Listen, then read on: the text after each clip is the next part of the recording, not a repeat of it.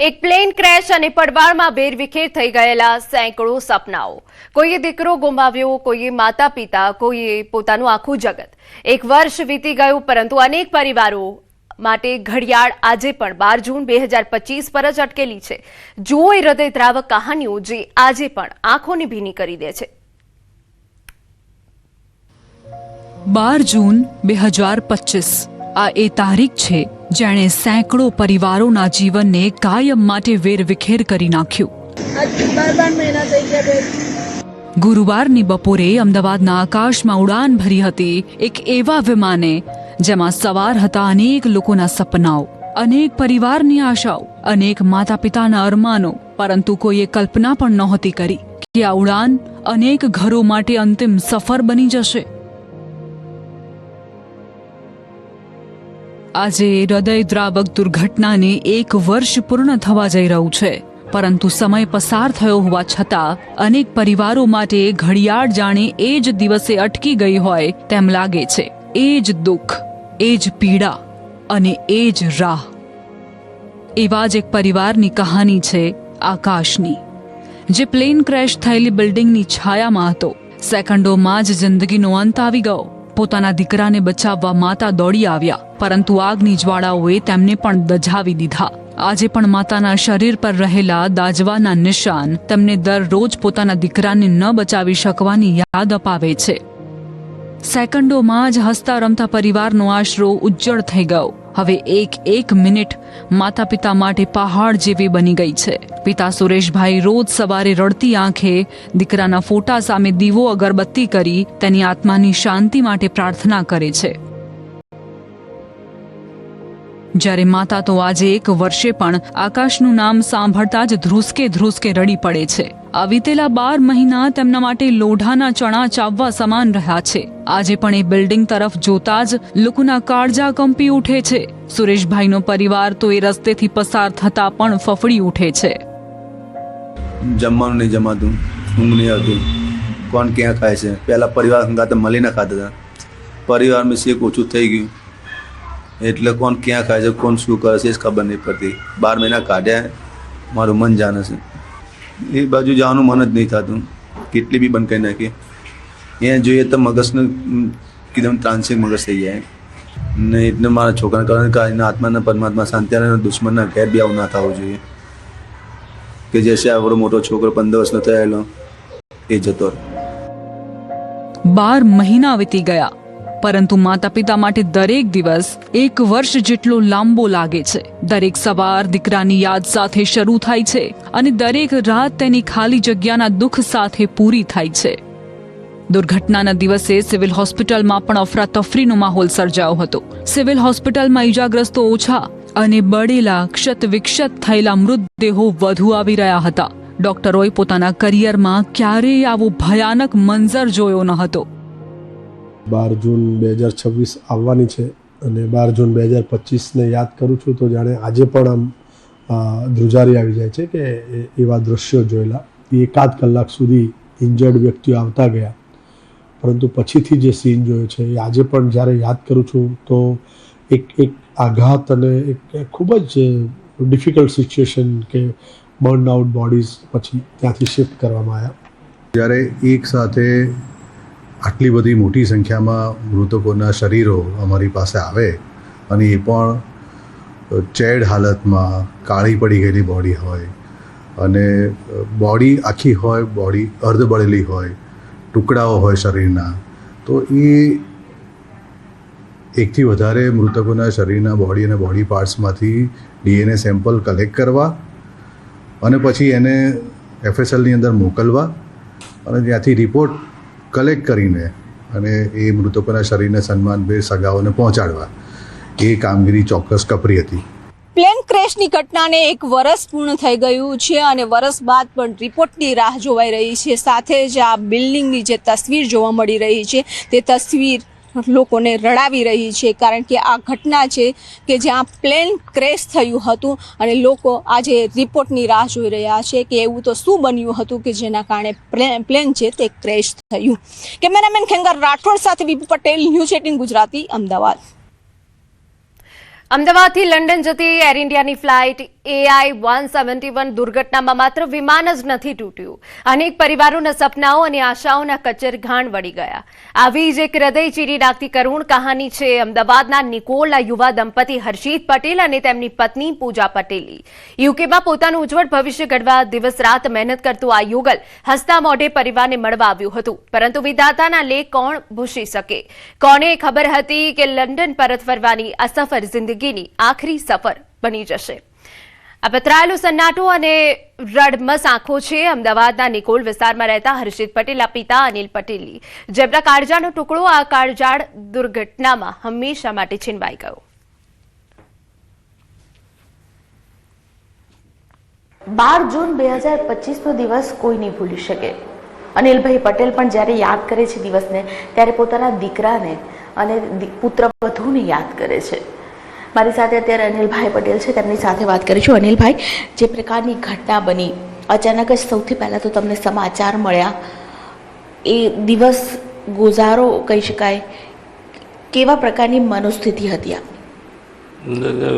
એને હું 9 વાગે એરપોર્ટ છોડીને આવ્યો, લગભગ રિટર્ન 12 વાગે આવ્યો. હું બજારમાં જ હતો. 1 વાગે હર્ષિતનો કોલ બી આવ્યો કે ભાઈ હું એરપોર્ટ પ્લેનમાં બેઠા પછી એનો કોલ આવ્યો હતો. પૂજા જોડે વાત થઈ, મને કહે છે કે હવે પપ્પા મેં પહોંચીને તમને ફોન કરીશું, અને વધુમાં વધુ 2 મહિના ગયા પછી તમારે મારી જોડે જ આવતું રહેવાનું છે. નજર સામેથી હજુ દીકરા બહુનો ચહેરો હટતો નથી, ત્યાં કાળમુખી દુર્ઘટનાએ બધું જ તહેસ નહેસ કરી નાખ્યું. ફ્લાઇટમાં બેસ્યા બાદ હર્ષિતે પિતાને છેલ્લો વિડીયો કોલ કર્યો હતો. એ હસતો ચહેરો જ હવે પિતાની જિંદગીનું આખરી સંભાણું બની ગયું.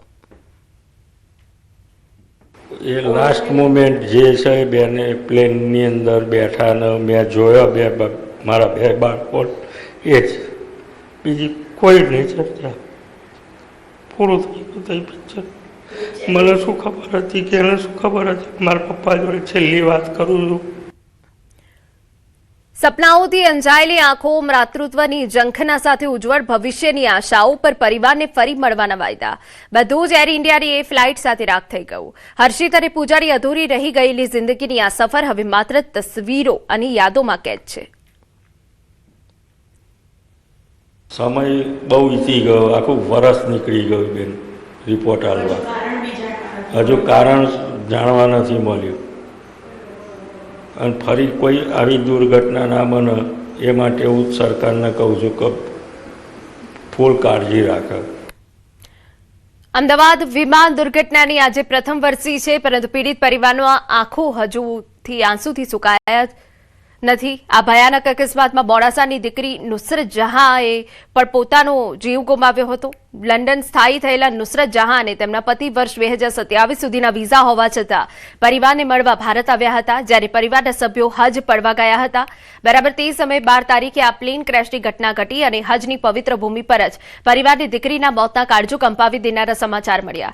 આજે 1 વર્ષનો લાંબો સમય વીતી ગયો હોવા છતાં આ મામલે હજુ સુધી કોઈ ચોક્કસ રિપોર્ટ કે ક્લેરિફિકેશન સામે નથી આવ્યું. નુસરત જહાંના ભાઈ આવેશ કામદારે ભારે હૃદયે સરકાર સમક્ષ ન્યાયની માંગ કરી છે.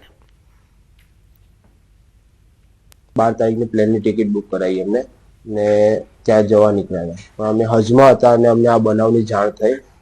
અમારો પરિવારને ખૂબ તકલીફ પડી છે, અમારો પરિવાર ખૂબ દુઃખ ભોગવ્યું છે. અમે સરકારથી એટલી અપેક્ષા કરીએ છીએ કે જે અમારા જોડે બનાવ બન્યો, જે બીજા પરિવાર જોડે જે બનાવ બન્યો એ અગાઉ કોઈના જોડે ના બને એવી અમે સરકારથી આશા રાખીએ છીએ. સરકારથી એટલી અપેક્ષા કરીએ છીએ કે જે કંઈ બી આ બનાવ બન્યો છે એના બારામાં જે ક્લિયરિફિકેશન સરકાર તરફથી હજુ સુધી આવ્યું નથી એ જલ્દથી જલ્દ આવે. અમદાવાદ વિમાન દુર્ઘટનાના ભોગ બનેલા મહેશ કાલાવાડિયાના મોત બાદ પણ પરિવારનો વિવાદ શાંત નથી પડ્યો. એક્ટિવા લઈને જઈ રહેલા મહેશનું આ અકસ્માતમાં કમકમાટીભર્યું મોત નીપજ્યું હતું, જેના કારણે લગ્નના માત્ર 3 જ મહિનામાં હેતલ પ્રજાપતિ પોતાના પતિ ગુમાવ્યા. હવે મૃતકની પત્ની હેતલે તેના સાસરિયા પક્ષ પર ગંભીર આક્ષેપો કર્યા કે પ્રેમ લગ્નના કારણે જ આ અકસ્માત થયો હોવાનું માનીને સાસરિયાઓએ તેને તડછોડી દીધી છે. ટાટા કંપની અને સરકાર તરફથી મળેલા કુલ 1.25 કરોડના વળતરમાંથી હેતલે 60 લાખ તેના સાસુ સસરાને આપી દીધા હોવા છતાં સંબંધોમાં તિરાડ પડી ગઈ. આ તરફ પીડિત પત્નીએ સરકાર પાસે માંગ કરી છે કે આ દુર્ઘટના પાછળનું સાચું કારણ જાણવા માટે બ્લેક બોક્સનો ડેટા તાત્કાલિક જાહેર કરવામાં આવે. સરકાર ફક્ત સહાનુભૂતિ આપે છે, સહકાર નથી આપી રહ્યા. એ લોકોએ જે ઇન્ટરવ્યૂ લાસ્ટ થયો હતો એક સરનો, તેઓએ કીધું હતું કે 1 વર્ષ નહીં થાય એ પહેલાં અમે તમને શેર કરી દઈશું બ્લેક બોક્સનો ડેટા, પરંતુ તેઓએ એક પ્રકારની ખોટી પ્રોમિસ જ કરી. ઇવન એરલાઇનમાંથી અને ટાટા ગ્રુપમાંથી જેઓ સહાનુભૂતિ માટે આવ્યા હતા પરિવારને મળવા માટે, તેઓએ પણ ખોટી જ સહાનુભૂતિ આપી કે અમે તમને જોબ ઓરિએન્ટેડ સપોર્ટ કરીશું.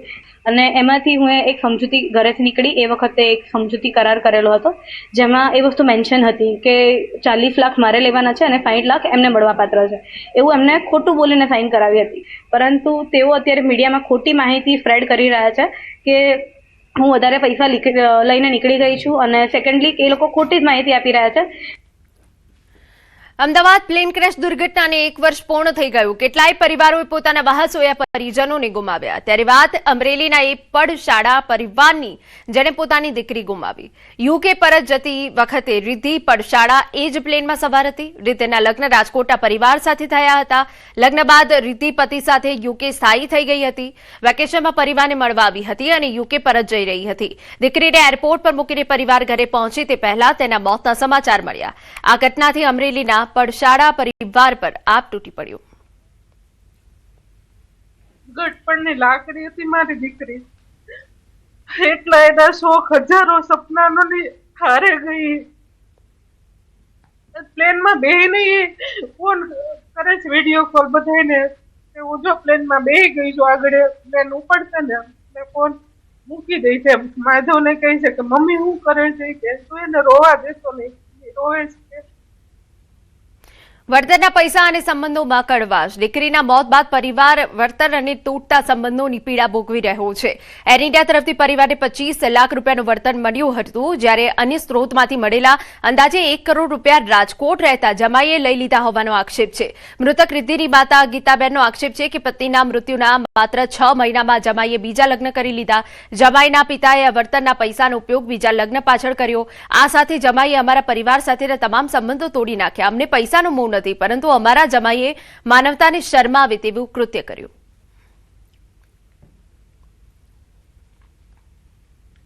માગણી તો કઈ નથી, બસ આ ક્યાં કારણે થયું પ્લેન ક્રેશ, બસ એ જ જોવાનું છે કે ભાઈ સરકારશ્રીને વિનંતી છે કે તમે તપાસ કરો, ઊંડાણથી તપાસ કરીને તમે જોવો કે ભાઈ આ ક્યાં કારણોસર થયું. અમારું જુવાન જો છોકરું 25 વર્ષનું ક્યાં કારણોસર આવું થયું એમ બ્લેક બોક્સના ડેટા જાહેર કરે. બ્લેક બોક્સના ડેટા સાથે ન્યાયની માંગ કરી છે. દીકરીના મોતથી ભાંગી પડેલું આ પરિવાર આજે પણ ન્યાય માટે આશા રાખીને બેઠું છે. પરિવારને સરકાર તરફથી કોઈ આર્થિક સહાય જોઈતી નથી. તેઓ માત્ર દીકરીના મોતના સાચા કારણો જાણવા માંગે છે. પરિવાર સરકાર પાસે પ્લેન ક્રેશના બ્લેક બોક્સનો ડેટા જાહેર કરવાની માંગ કરી રહ્યો છે. અકસ્માત પાછળનું સાચું કારણ સત્તાવાર રીતે સામે આવે તે જ આ પરિવારની એકમાત્ર માંગ છે.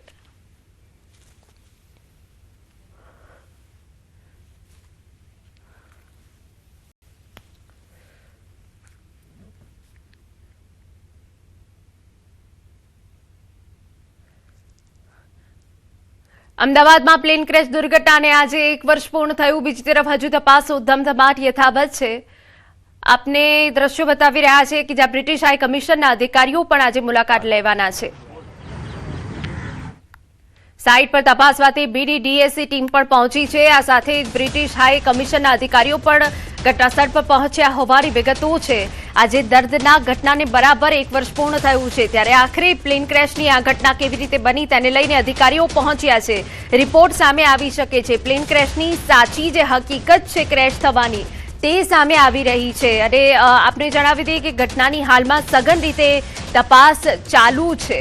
હાલ જે સ્થળ પર પ્લેન ક્રેશ થયું હતું તેની આસપાસ પોલીસ બંદોબસ્ત ગોઠવી દેવામાં આવ્યો છે. શ્રદ્ધાંજલિ કાર્યક્રમ રાખવામાં આવ્યો છે.